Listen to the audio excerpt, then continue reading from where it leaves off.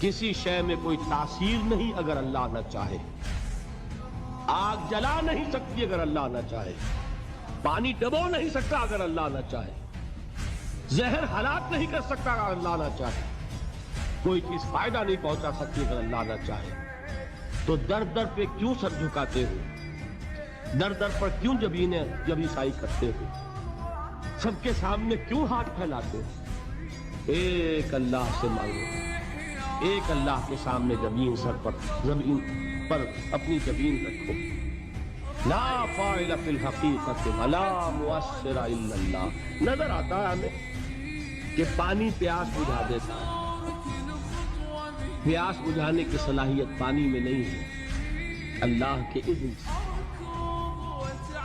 کھانا بھوک مٹا دیتا ہے. بھوک مٹانے کی صلاحیت کھانے میں نہیں ہے، اذن رب ہے.